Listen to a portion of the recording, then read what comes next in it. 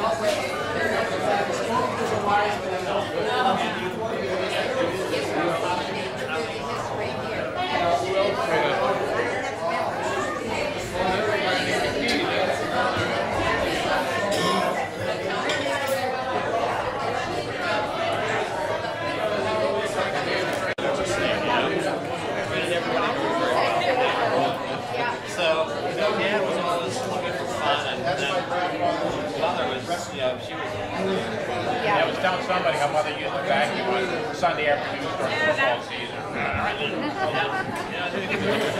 Can you maybe do that before we hit the ground? That's nice.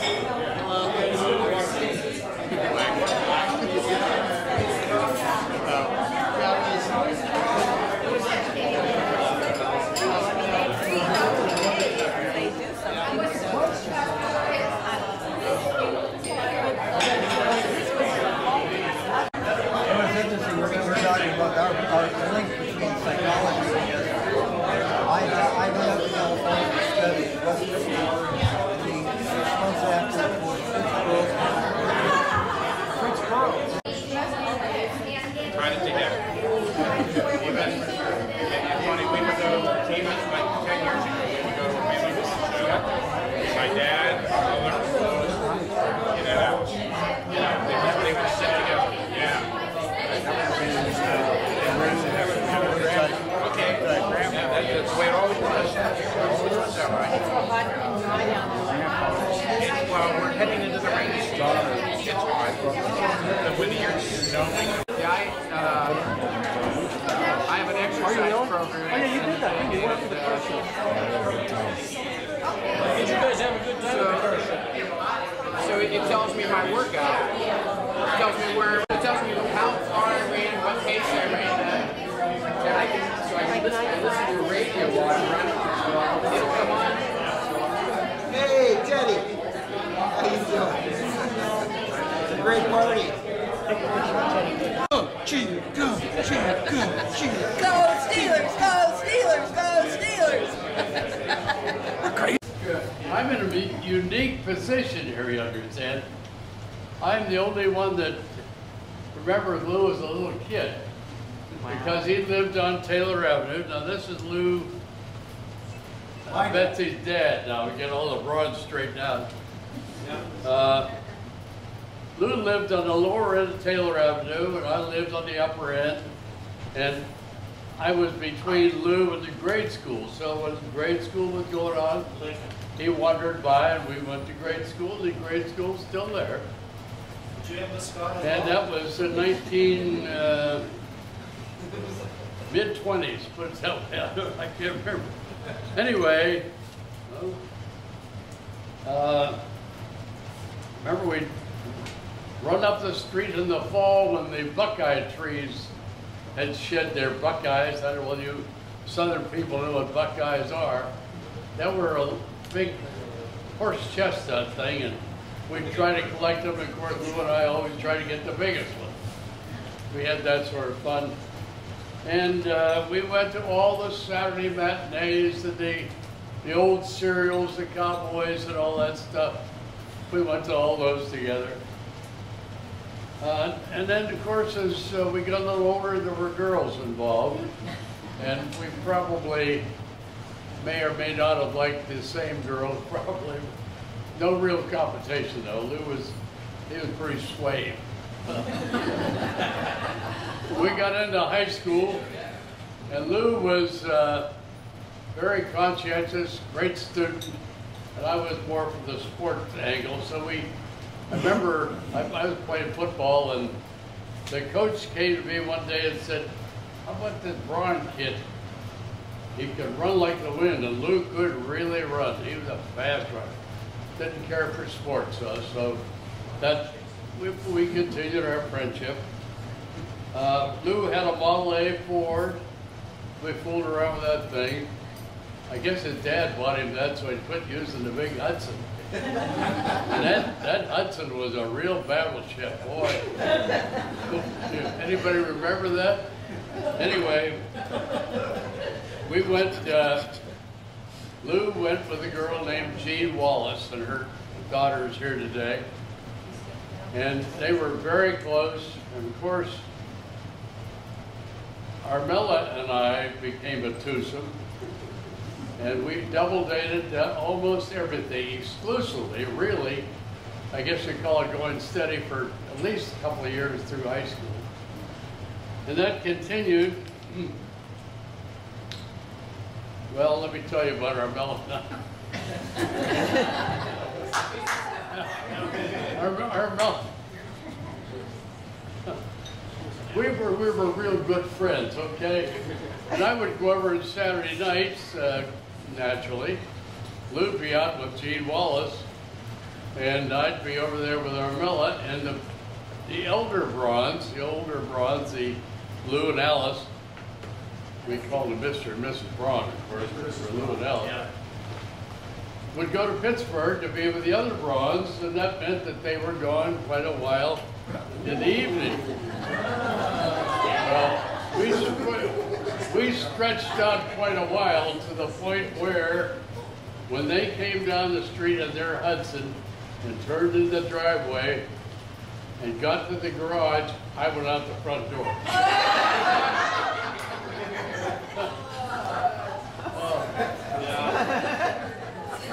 That was on a single occasion. That was every weekend and then go away.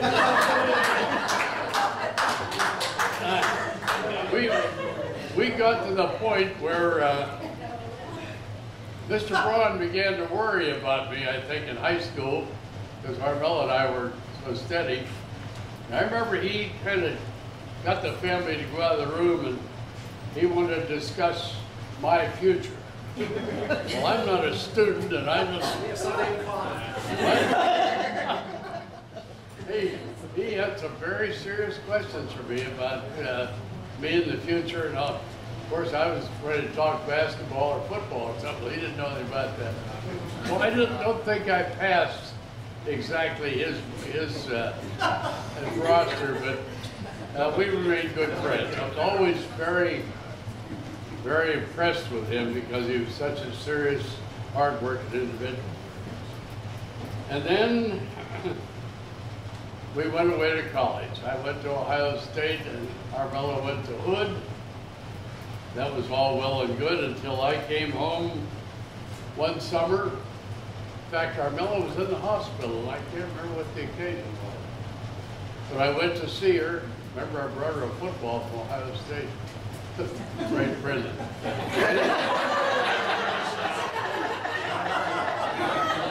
Anyway, she just recovered from an operation, and I still don't know what it was. But she broke the news to me that we were no longer a twosome. There was a guy named Fisher in the picture. Well, you guys, all the Fishers in here, you were almost Mortons.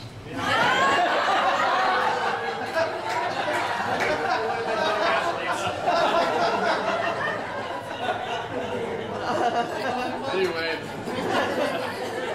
that was a very tearful breaking up for me, but he even gave me the football back. So it was goodbye, Armella, tearfully. We were always good friends, but you know, friends, lovers, no more, and all that. Did she buy you that stuff? And then, of course, the war came along. We got married, we went to war, and Lou went in the Navy, I went in the Army, and we did our bit. Lou was in a lot of places that were dangerous to be, and while he was out running around the Pacific on the boats, I'm over in his Germany trying to straighten things out. So anyway, we both survived, thank the Lord. And as it was in the hospital at Goodbye Armella, it has been today for you folks at Goodbye Lou. And I'm so pleased to meet you all. This is one big happy family. And just keep it that way, kids. Okay? Picked me up and put me on his shoulders. My dad was always afraid to do that. And I was always grateful for that. And my Aunt Melly gave me my first compliment when I was about 4 or 5 years old. And I don't think I even had ever heard a compliment because our house was so busy. But I was cutting paper dolls, and she told me how well I cut paper dolls.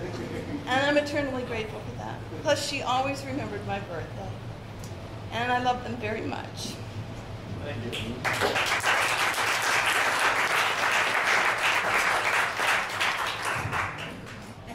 You know, frankly, after meeting my grandfather, I don't know why you'd ever want to go back to Germany for a war. It just wouldn't be the place to go. You know, it's one of these things that I look at this family, and Uncle Louis was always, you know, I just look at those, you know, pictures of him as a young guy. He was so debonair, so good looking. But the one thing that he always had was, Bobby, you know, he greeted everybody the same way. And your mother, Aunt Alice, was just the kindest person. I just remember growing up, always, there were always good, there were some good times, some bad times. We had some, you know, family feuds, things like that. But I would always go over to Youngstown because I loved seeing my cousins. There were some early pictures of... It was 3-2 beer. Well, let me tell you a story about that. 3-2 beer. Dagley, Ohio. That too. But when I was 16 years old, I thought I was a hot shot kind of guy. I was over in Youngstown. The DeVellas were playing at Idora Park. And I thought I was a tough guy. I was drinking down 3-2 beer at 16. And I met this girl from Poland, Ohio. I said, do you know my cousin Doug?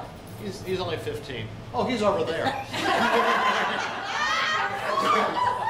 Yeah, that was Doug, yeah.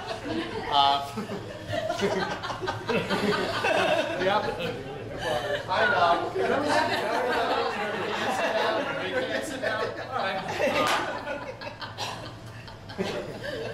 right. It was an interesting family. There's no doubt about that. And the one thing I do know is that I had one hell of a father and mother. My dad, talking about the services this morning, wasn't exactly a religious kind of guy, but I never saw a better Christian. He just treated everybody so very well. So, Betsy, thanks for putting this together. I really appreciate it. And because I just look at these pictures, I mean, everything comes back as far as you know, the old fashions, and that was a ritual. I saw that. And we had the glasses. Cheers. Cheers, I know. You know, well, it was... You only get 2.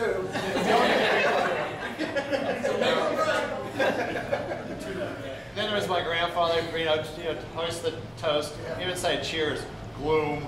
You know? And, you know, Betsy would call up about things about the family and said, excuse me, you have to realize who you're talking about. It's Armella, Bob, Alice, and Louis, and it's a unique group of people. And somehow we all survived, and so we're all here today, and it's just really nice. And, you know, I look at this bakery, and it was, I mean, I just knew literally every square inch of this place. And, like, yeah, wow. You say that Pap would talk about your future, and this is after I finished up 4 years of college, one of the best business schools in the country. Which college was that, Paul? That was, well, there was a few of those. Because I did the same thing you did, is that you'd work here every day all summer long for somewhere between 10 and 14 hours a day, and you go back to school and it's like, party time! You start somewhere in mid-October, you say, what's my class schedule? I'm sort of wondering why I didn't do so well sometimes. I know. What a family. Yeah, it was all the same. We'd all work here for long hours, but we loved it. And Wayne's had a very successful business. And what we learned here is that you just treat customers very well in integrity. Take care of your employees. I mean, I look at some of these things and where does it come from? And again, like grandparents, you see some things that are kind of unique. This is, you know, by the way, I got the worst trucks in the world before 1957. But you know, here you have the group of people, my grandfather, Carl Sante, Lewis, and then here is a black janitor. And I knew everybody in this bakery from the top to the bottom, and everybody had the same level of respect. No matter what your job was, it was very important. And you treated people well. But yeah, that's sort of like, yeah. The legacy of this family. And I didn't really plan on saying anything today, but it was such a lovely you know, tribute to the family. So it's so nice to see everybody here. And you know, we didn't get to do this quite often enough over the last 40 years. So about 40 years from now, we're sort of summing up. I'm going to be somewhere about 105, you know, probably totally senile, but... Patty will be taking care of you. And by the way, Patty took, you know, she was like part of the family, even better. They are caregivers, and she did more than that with my parents. She really cared for her. And even to the last days of my dad's life, once my mother died, Dad said, well, I want to be with my wife. And I was talking to the lawyer, and I said, Dad said he wants to be with his wife. And he said, well, I'll come next week. I said, no, this is one of those urgent deals. When Dad said he wants to be with his wife, he will be with his wife shortly. And that's exactly what happened. They died about 18 days. 3 weeks. 3 weeks apart from one another. And Patty had just taken such good care of them, and she would take Dad out for rides. And to the end of his life, we'd go out, I'd do the same thing, and we'd go out and we'd drive by the beach, and he'd say, oh, look at the sky, it's so beautiful. Oh, look at the sea, look at the things. And you know, the thing was that he had cataract surgery, and somehow at the age of 95, look at that sailboat out there. And I'm going, huh? It was on the horizon, this little spot. And he said, well, look at the sailboat out there. But it was the same fabulous attitude, how to make the most of every single day. It was just remarkable. So here's to the Brauns and the Fishers. Yeah!